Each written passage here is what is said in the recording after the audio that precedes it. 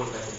But this is one of my favourite stories, and this is about how Cumhaill became leader of the Fionn in the first place. So here we go. Once upon a time, there was a young man called Cumhaill, and Fionn was a very extraordinary young man because he had a very extraordinary upbringing. He spent all of his childhood with a druid woman out in the forest. Her name was Bogle, and Bogle taught Cumhaill how to hunt and fish and run and catch and swim and all the things he needed to know about living out in the wild. But she also taught him the ways of warfare. She taught him how to wield a sword, how to use a shield, how to throw a spear, all the things he needed to know about being a great warrior. And of all these skills, he was very well accomplished, even more so than men twice his age. And he'd eaten of the salmon of knowledge, which we mentioned earlier, which meant that all the knowledge of the world was inside his head. So he was a very knowledgeable and wise young man. And of all these skills, as I said, he was learning all these skills because he wanted to fulfill his destiny. And his destiny was to become leader of the Fionn, as his father had been before him. Now, his father had been murdered by some guys called the Sons of Morn, and they usurped his position as leader of the Fionn. But Cumhaill saw this as his birthright, and he wanted to fulfill his destiny. He wanted to avenge his father's death by reclaiming the leadership of the Fionn. So he had all the huntsman skills down, he had all the warrior skills down, and he was a very wise and knowledgeable young man as well. So he saw this as his perfect opportunity to seize his time. And it was actually around Samhain time, Samhain's Eve, which is now known as Halloween, but it was a big festival in the Celtic calendar. And every Samhain's Eve, the High King of Ireland, a guy called Cumhaill of the 100 Battles, would hold a great feast in the Great Hall of Tara, about an hour away from here in County Meath. And he would invite all the lords and chieftains and nobles and the Fionn. They'd all come to the Great Hall of Tara for this feast at Samhain's Eve. And they're all there, and Fionn saw this as his perfect opportunity. He gave crash the party, but he stood in the shadows, hidden, and he watched the feast go on ahead of him, and there was drinking and dancing and laughing and singing and music. They were all having great crack, and Fionn saw it all in front of his eyes. But as it got closer to 12 o'clock, a kind of hush or a lull came on the congregation, and people started getting very anxious. And Cumhaill of the 100 Battles, the High King of Ireland himself, was getting very frustrated. And this is the reason why.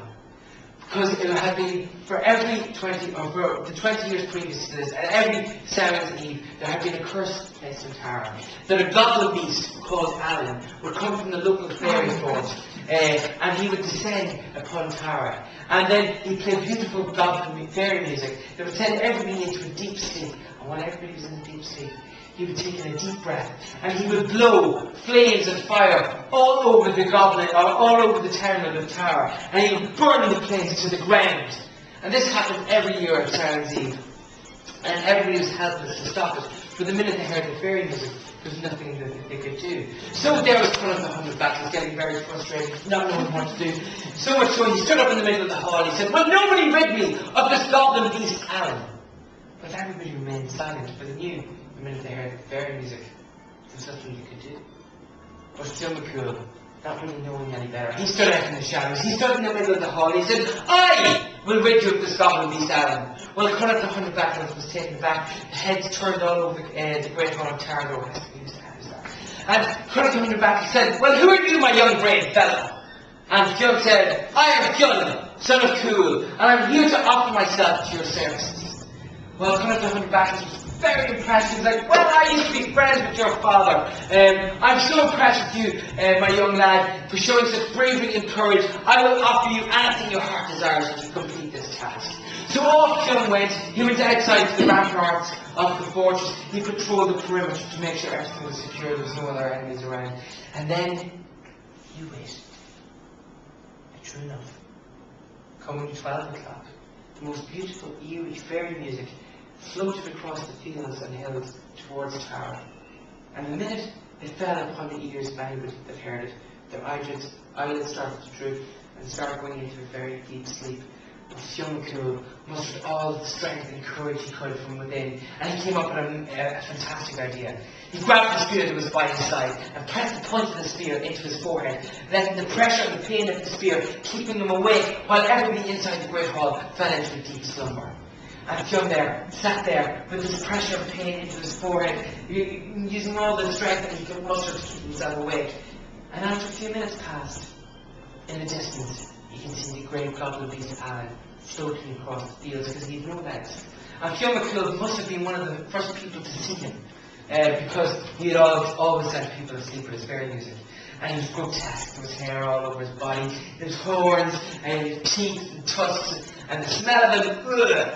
But anyway, he was floating across the fields and playing his fairy harp. And Fionn let him come close enough, just to about the time when he was about taking a deep breath to blow fire and flames all over the great townland of Tara. Fionn sees his chance. He whipped the spear from his forehead and threw it at such a force across the field that it into the goblin beast's mouth and out to the other side of him. And the goblin fell dead in the ground, dead. Yeah. And just to make sure, Fionn ran up and chopped off his head with his axe. He ran back into the great banqueting hall of Tara, and he stood in the middle of the hall where everybody was still asleep, and he said, "Behold, the head of the goblin beast Alan." And with that, everybody woke up to see the young Fionn howling the head of the goblin beast. And when they saw the sight, they all rejoiced and clapped and cheered and screamed, and they were in great form. And even when Conn of the 100 Battles saw Fionn, and he said, "Well, my young boy, for showing such bravery, courage, and skill, I will now grant you anything that your heart desires." Well, Fionn didn't even have to think about it. He said, "I wish for the leadership of Fionn, much like my father had been before me." And Conn of the 100 Battles said, "If that's what your heart desires, then so it shall be." And on that day, everybody, all the rest of the Fianna had to swear allegiance to Fionn McCool, and he became leader of the Fianna. And they went on to do many great deeds and many great battles, and many more stories have been told about them in the past. So guys, that's the end of my story today. Thanks for listening to me crack along. If you'd like